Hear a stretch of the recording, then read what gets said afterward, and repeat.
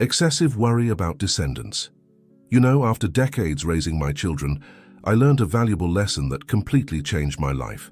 I remember like it was yesterday when my eldest daughter, Sarah, decided to move to a different city to pursue her medical career. At first, I was that mother who called every single day, sometimes even 3 times. I wanted to know if she was eating properly, if she was keeping warm, if the neighborhood was safe, if she needed money. I even created a spreadsheet to track all her expenses and tried to control everything from a distance. One afternoon, during coffee with my friend Barbara, she told me how she lost contact with her son because she was too overprotective. It was like a reality check.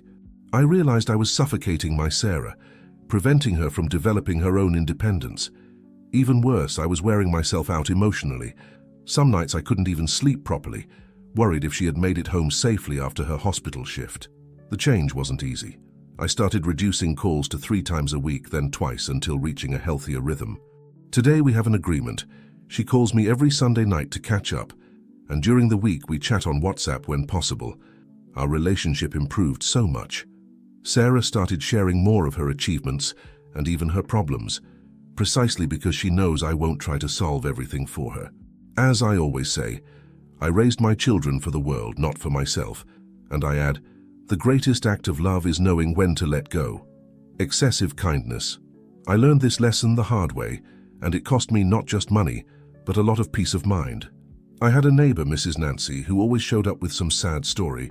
It started with borrowing $50 for medicine. Then it was $200 to pay an overdue electricity bill.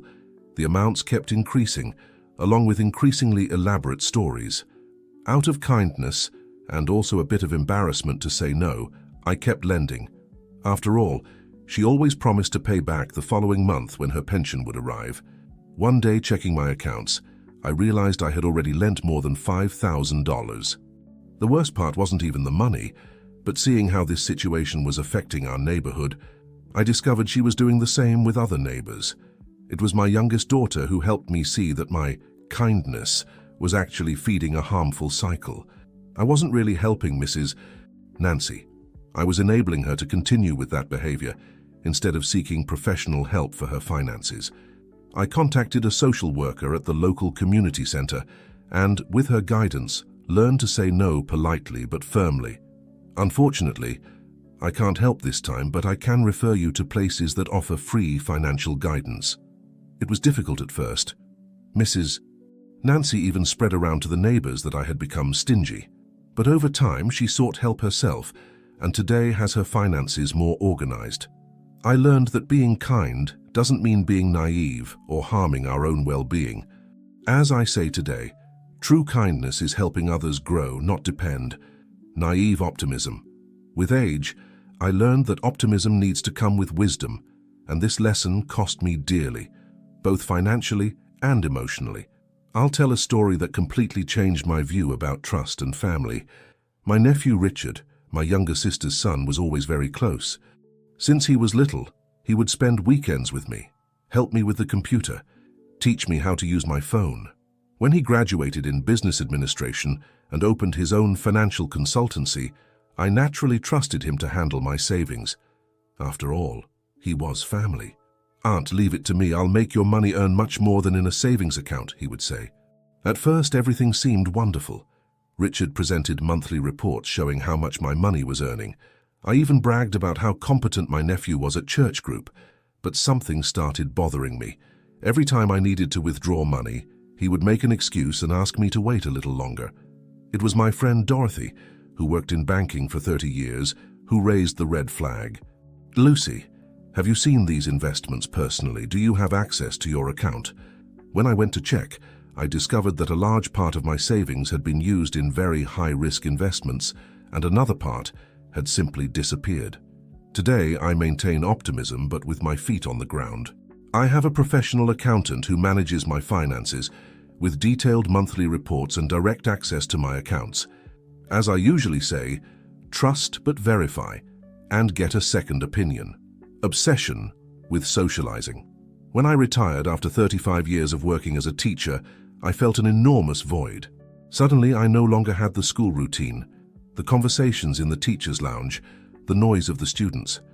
I tried to fill this void in the most misguided way possible by signing up for every group and activity I could find.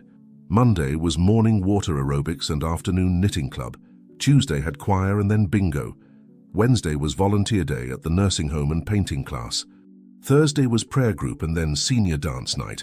Friday was yoga and then Bible study group. On weekends, I still tried to attend all the family lunches and birthdays I was invited to. The result? After 3 months at this pace, I had a severe anxiety attack. I was physically and emotionally exhausted. My daughter told me something I never forgot. "Mum, you're treating retirement like it's a social marathon."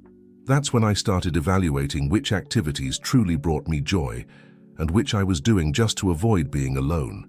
I realized that many of those relationships were superficial, people who only talked about illnesses or gossiped about others. Today I maintain a smaller, but much more meaningful circle. I have my walking group with Carol and Betty. We meet 3 times a week at the park and then have coffee together. Once a month, I participate in the book club at the neighborhood library, where we have fascinating debates. On Wednesdays, I meet my former work colleagues for coffee and we catch up. As I say now, it's better to have a few friends who fill your heart than many who only fill your schedule. Excessive prioritization of relatives. I'm going to share an experience that completely changed my view on family and friendship. For most of my life, I put my relatives on a golden pedestal, one of those really high ones. I used to say, blood is blood, you can't deny it. This belief was tested when I had to undergo delicate spine surgery. At the time, I was certain that my 3 siblings and 5 nieces and nephews would take turns helping me during recovery. After all, I had always been that present aunt who never missed a birthday, who lent money when they needed it, who took care of the nieces and nephews when they were little. To my surprise and initial disappointment, only my youngest sister showed up at the hospital, and even then, just on the first day. The one who really stood by my side was Mary, a friend I met in the church crafts group. Not only did she visit me daily, but she also organized a group of friends to take turns caring for me. Shirley brought homemade soup. Christine helped me with bathing. Joan took care of my house. It was quite a lesson. I realized that family isn't just a matter of DNA, but of who chooses to be present in difficult times. Today, I nurture my friendships with the same care I dedicate to family. I've built a diverse and strong support network with people who really care about me. As I always say, family is who chooses to stay, not just who was born to be there. Neglect of savings. This is a story that starts with my friend Alice, but taught me one of life's most valuable lessons. Alice, as we affectionately call her, was always that person who said, "Why save? My 3 children are well off. They'll take care of me when I need it." And really, her children were all successful, a doctor, a lawyer, and a businessman. But life takes turns we don't expect. When she turned 75, she had a serious health problem that required expensive treatment. That's when reality hit. Her children had their own families, expenses, loans. Today, at 78, she depends entirely on her children. She needs to ask for money even to buy medicine or get her nails done. Once, crying, she confided in me, "The worst part isn't needing the money. It's the humiliation of having to justify every cent I ask for." This situation made me very grateful for following my mother's advice. Even with a modest teacher's pension, I always saved 10% every month. At first, it seemed like little, but it accumulated. When I needed cataract surgery last year, I could choose the doctor I wanted and pay for the treatment without depending on anyone. I also created a simple spreadsheet where I note all my expenses. At the beginning of each month, I separate the money for fixed bills and savings before I start spending. My grandchildren even joke that I'm very controlling, but I explain to them, saving money isn't being stingy, it's being responsible for your own future. Neglect of health. This is a story that started with stubbornness and ended with wisdom. For years, I was that person who only went to the doctor when something was already really wrong. Why get a checkup? "I'm great," I would say, proud of my 65 years, without any apparent health problems. I ignored the small signals my body was sending: shortness of breath when climbing stairs, joint pains that came and went, blood pressure that sometimes spiked. My daughter was always insisting I get exams, but I always had an excuse. I was busy, it was expensive, the clinic took too long. Until one day during a family lunch, I had quite a scare. My blood pressure rose so high that I had to be rushed to the emergency room. The doctor was direct. "Mum, how long has it been since you had a complete checkup?" When I answered that it had been about 5 years, he shook his head and said I was playing with luck. That scare changed everything. Today, I maintain a routine that transformed my life. I wake up at 7 a.m. to walk with my neighborhood group. We're 6 youngsters, between 60 and 75 years old. During the walk, we catch up and motivate each other. Rita, who's 73, always says, "Those who walk together walk further." I have regular consultations with a general practitioner, cardiologist, and other specialists. I have a folder where I keep all my exams organized by date. My blood pressure, which used to be a roller coaster, is now under control. I also started yoga for seniors, something I never imagined doing. At first I thought I wouldn't be able to do it, but the teacher, Mrs. Yoko, who's 82, showed me that it's possible to adapt the exercises for each person. The most interesting thing is that this change affected the whole family. My 12-year-old granddaughter now accompanies me on walks on Saturdays, and during the journey we talk about everything. It's our special moment of connection. As I always say now, taking care of health isn't an expense, it's an investment. And the best part, the interest is paid in quality of life, loss of patience with family.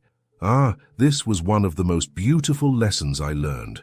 It all started when I got my first smartphone as a gift from my children. They said we could communicate better this way, make video calls, share photos.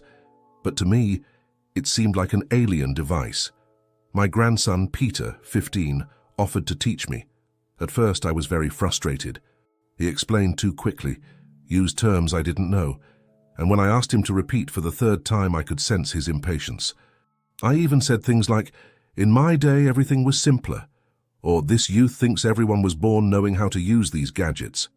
One day, after a particularly frustrating session trying to learn how to use WhatsApp, I noticed Peter was avoiding spending time with me. It was my daughter-in-law who opened my eyes. "Mom, he really wants to help you, but he gets upset when you get irritated." That broke my heart. I sat down with Peter and apologized for my impatience.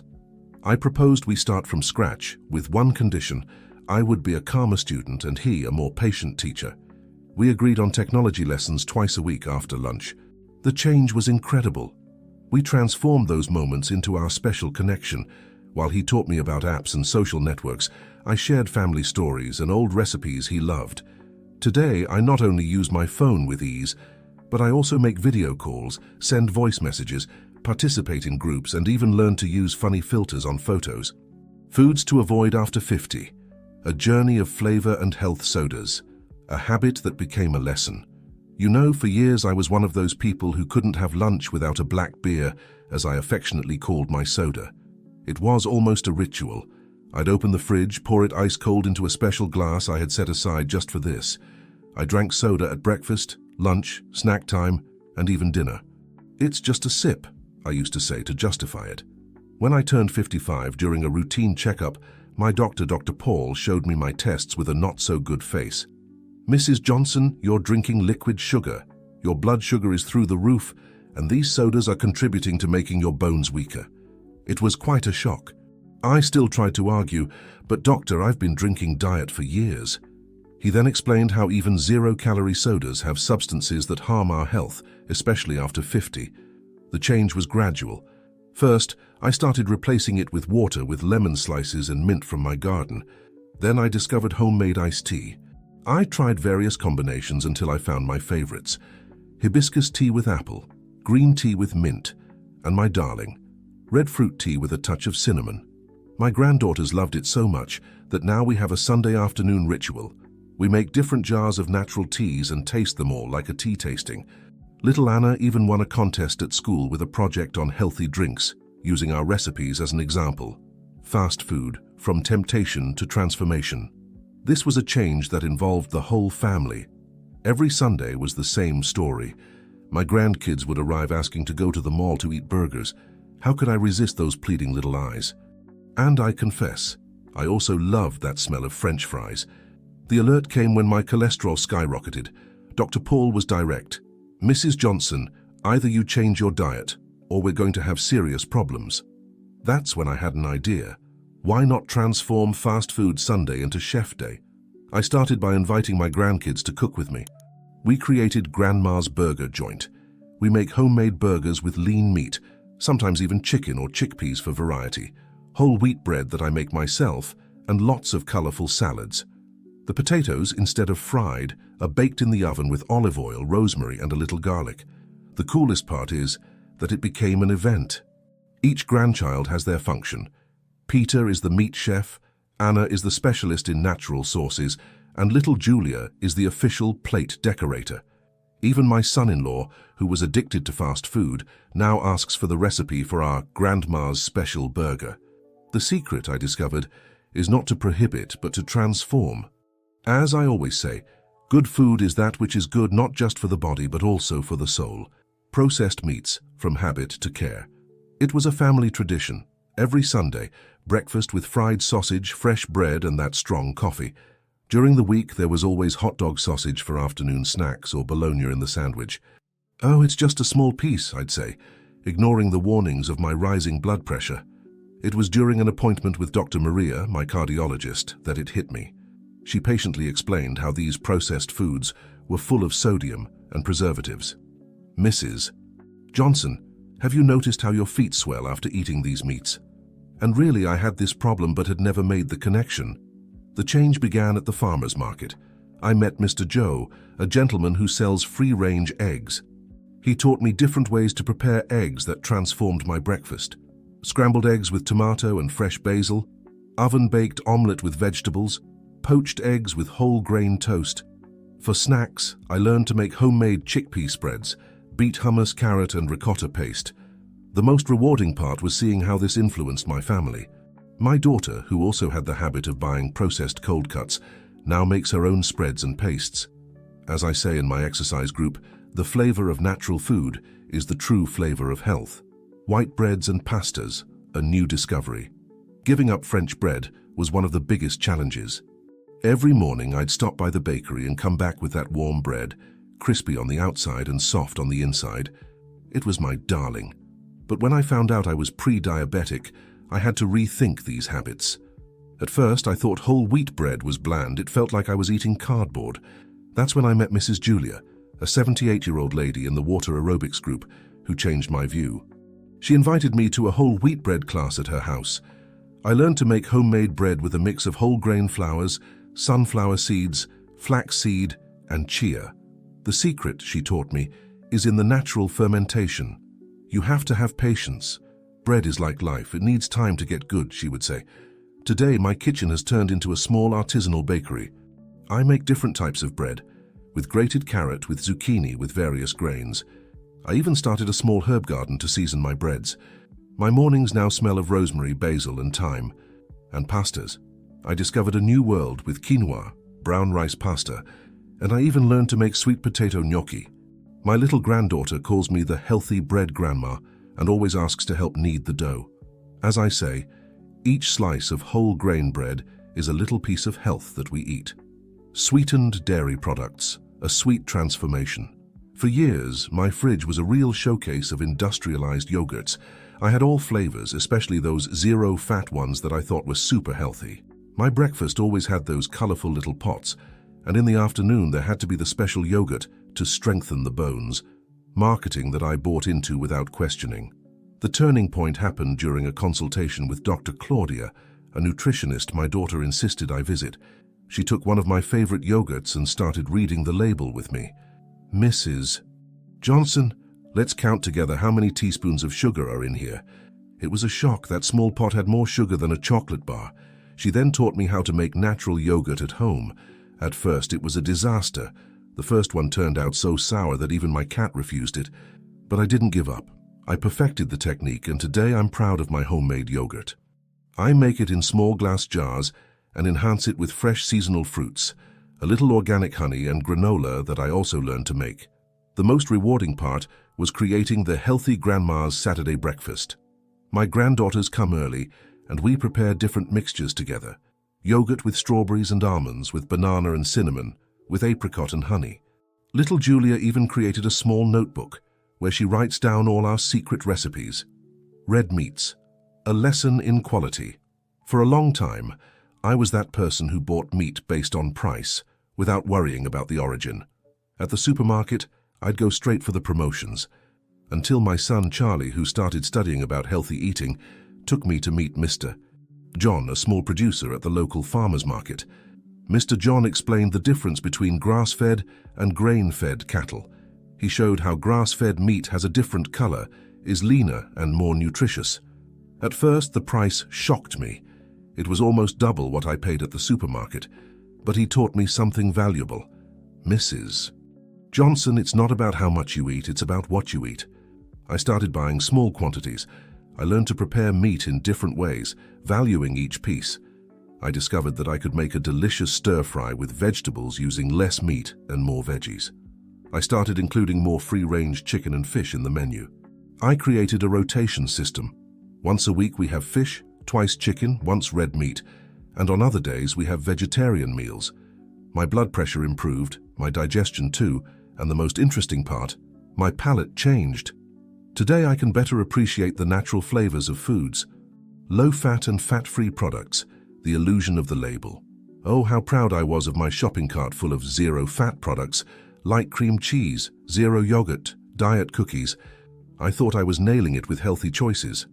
Every Saturday, when my friends from the building came over for coffee, I made a point of serving everything diet. "Girls, you can eat as much as you want, it doesn't make you fat," I'd say, all proud. The truth came to light in a consultation with nutritionist Sandra. She took my food diary and started doing calculations. "Mrs. Johnson, you're consuming more sugar with these diet products than if you ate the regular ones." She explained how the industry compensates for the lack of fat by adding more sugar and other chemical components.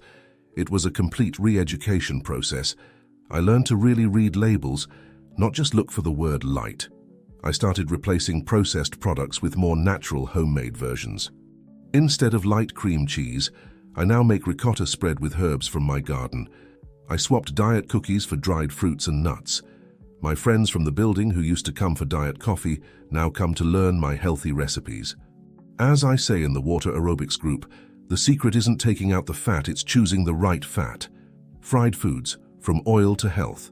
My kitchen was the temple of fried foods. French fries every Sunday, fried fritters on Wednesday, fried pastries on Saturday. The problem started with persistent heartburn that no medicine could solve. Then came the digestive problems, the discomfort after meals. The change began when I got an electric oven from my daughter for Mother's Day. At first I was a bit wary. I thought nothing would taste as good as fried.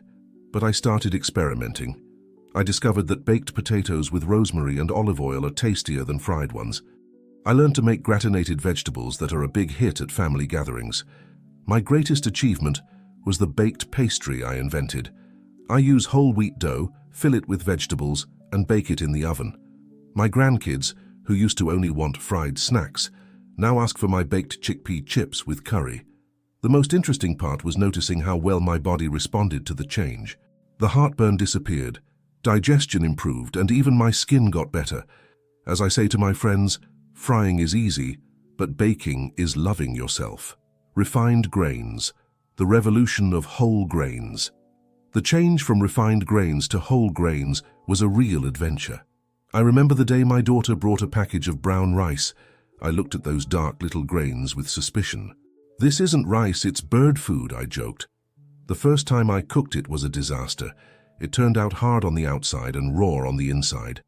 But then I met Mrs. Teresa, a Japanese lady from the Tai Chi group, who changed my view. She taught me the secret. Soak the rice for a few hours before cooking. "Brown rice is like people," she would say. "It needs time and care to open up." I started experimenting with other grains. Quinoa became a regular ingredient in my salads. Oat flakes became part of breakfast. I discovered the magic of whole wheat kernels, which I use to make a delicious tabbouleh. Today, my pantry looks like a natural product store.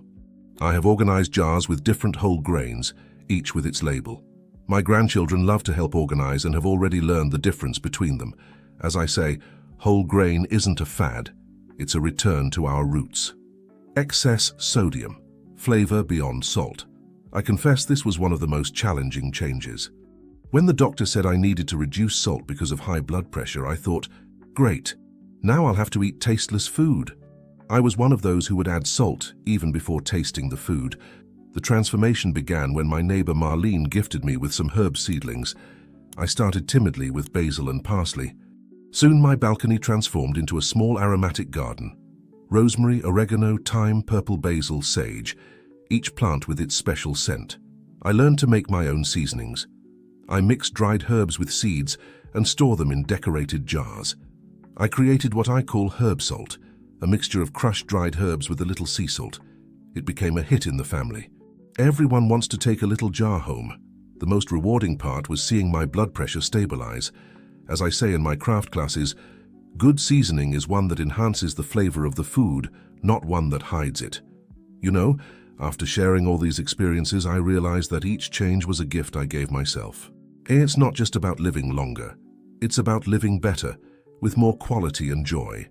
I learned that change doesn't need to be radical or happen overnight. It's like sewing a beautiful embroidery, stitch by stitch, with patience and dedication. Each small decision, whether switching soda for flavored water, white bread for whole grain, or learning to say no when necessary, is a stitch in this embroidery of life. The secret lies in balance and self-love. As I say to my grandchildren, we're not getting old, we're getting wise. And wisdom is knowing that it's never too late to start, that each day is a new opportunity to make better choices. I hope my stories can inspire others to find their own path to a healthier and happier senior life. After all, the golden years can truly be golden when we live them with awareness, love, and lots of wisdom.